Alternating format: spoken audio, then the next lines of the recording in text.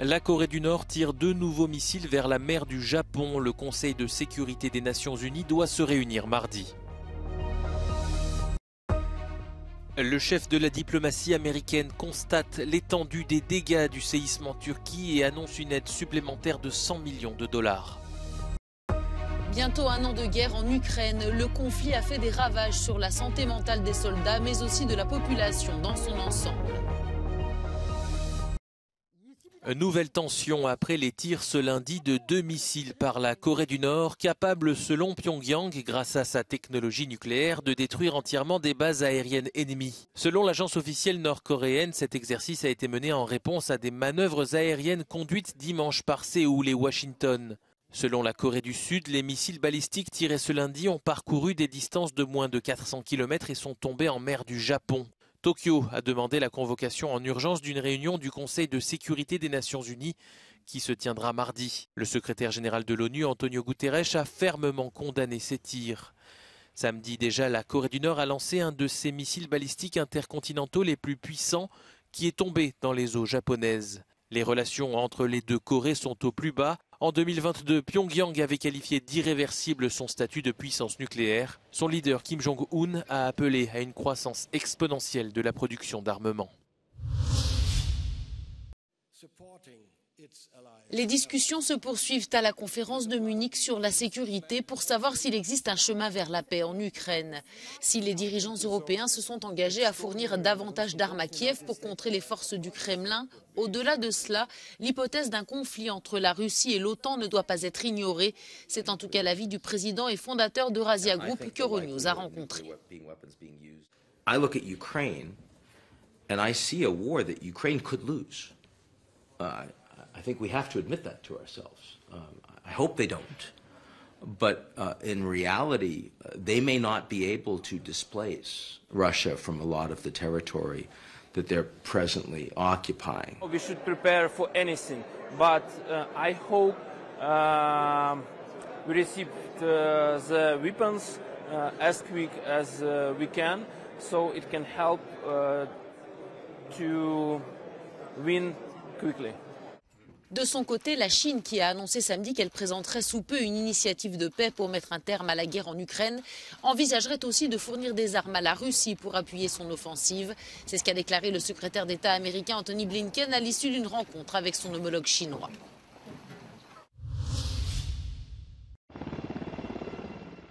C'est à bord d'un hélicoptère que le secrétaire d'État américain a constaté ce dimanche l'étendue des dégâts liés au séisme dans la province du Hatay, dans le sud de la Turquie. Depuis la base américaine d'Incirlik, Antony Blinken a annoncé une aide supplémentaire de 100 millions de dollars pour les personnes dans le besoin. I just had a chance to fly over Hatay to see some of the devastation. And it's really hard to put it into words. You see buildings still standing and then buildings collapse, roofs destroyed, and right next to it, something that's still standing. Les chances de retrouver des survivants sont quasiment nulles 2 semaines après le tremblement de terre.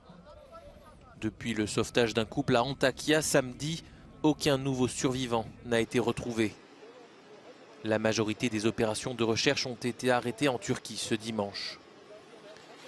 En Syrie, les opérations de secours ont été retardées dès les premières heures ayant suivi les secousses, des parties du territoire étant quasiment inaccessibles, notamment celle du nord-ouest échappant au contrôle de Damas. Près de 45 000 personnes sont mortes en Turquie et en Syrie selon un bilan provisoire qui devrait encore s'alourdir.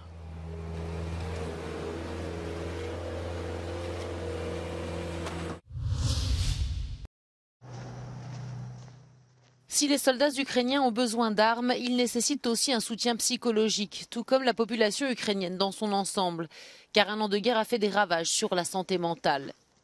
Selon le gouvernement ukrainien, plus de 60% des soldats sont en état de stress post-traumatique et de très nombreux Ukrainiens sont impactés psychologiquement par le conflit et ses conséquences.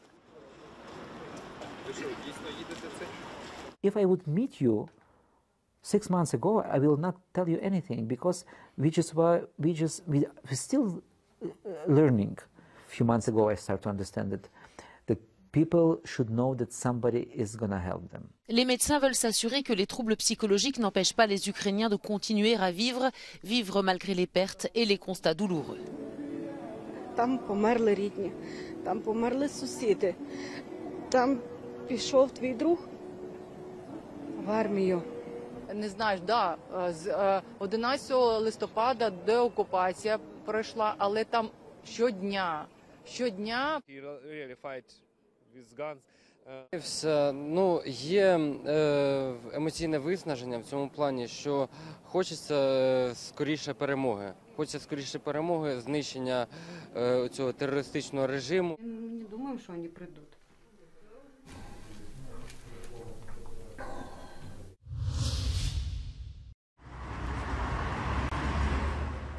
Parmi les 9,5 millions d'Ukrainiens qui ont rejoint la Pologne après l'invasion russe de leur pays, 8 millions sont rentrés en Ukraine. Ceux qui sont restés ont pour la plupart réussi à trouver du travail. 20 000 entreprises ont été créées et des écoles ukrainiennes ont vu le jour. Діти вимушені навчатися в будь-яких інших школах, або в своїх українських школах онлайн, або ходити до польських шкіл. Просто в польських школах немає стільки місць. Dans cette école ukrainienne, les élèves ne savent pas encore vraiment de quoi leur avenir sera fait. Marc est l'un d'entre eux. Il a plusieurs idées en tête. Польський ліцей, або ще далі кудись, бо я активно вивчаю англійську мову. Якщо повезе, то до Англії також є бажання. Але поки в Польщі на 1 рік, можемо навіть в Україну. Тож з цими плани міняються кожен день.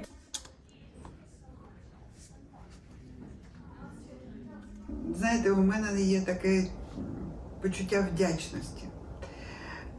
Я приїхала сюди до Польщі, і мене прийняла родина до себе, і вони прийняли мене в свою родину. Люди, яких я взагалі не знала. І ми розуміємо, що нам ніхто нічого не винен, ми повинні для себе заробляти самі. Тому ми працюємо. Ми розуміємо, що наші діти – це наше майбутнє. Malgré le succès de la réponse humanitaire en Pologne, certains experts estiment que de nombreux Ukrainiens ont encore besoin d'aide pour subvenir à leurs besoins. Migrants are more or less adapted, right? But now there is an issue of their access to labor market, massive problem of apartments. This is the time that we need to think of more long-term strategy. The war in Ukraine has resulted in the largest refugee migration in Europe since World War II and is a big challenge for neighboring countries. There are still about 1.5 million Ukrainians in Poland alone. Most of them have not made long-term plans, and although many of them will stay in the country, most of them would like to return home as soon as possible. Magdalena Podornik for Euronews from Warsaw. Pour la 2e fois en moins de 2 mois, l'Ocean Viking est arrivé au port de Ravenne en Italie avec des réfugiés à son bord. Del proprio paese per accogliere anche con preoccupazione rispetto a questa scelta di allungare i viaggi. Au terminal des croisières, le président de la région Émilie-Romagne exprime lui aussi son inquiétude quant à la position de l'Europe sur l'accueil et la répartition des migrants. Serve che l'Europa redistribuisca i migranti che arrivano, perché non siamo all'emergenza, ma con questi numeri e con questo andazzo potremmo arrivare presto anche all'emergenza.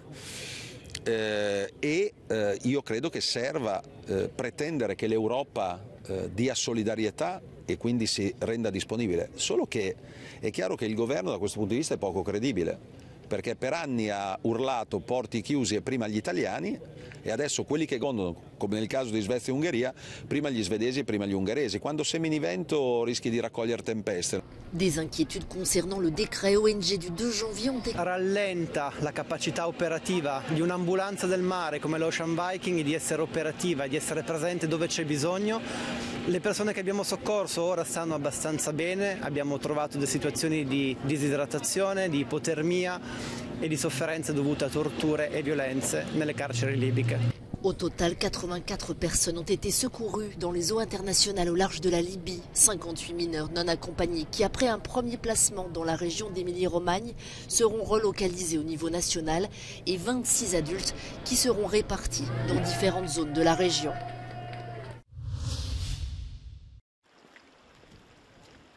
De fortes pluies ont provoqué des inondations et des glissements de terrain dans le nord de la Roumanie.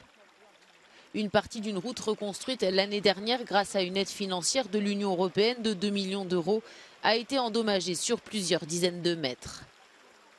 Les conditions météorologiques extrêmes ont aussi fait sortir les rivières de la région de leur lit, inondant ainsi des habitations et des terres agricoles. Le trafic ferroviaire a également été perturbé.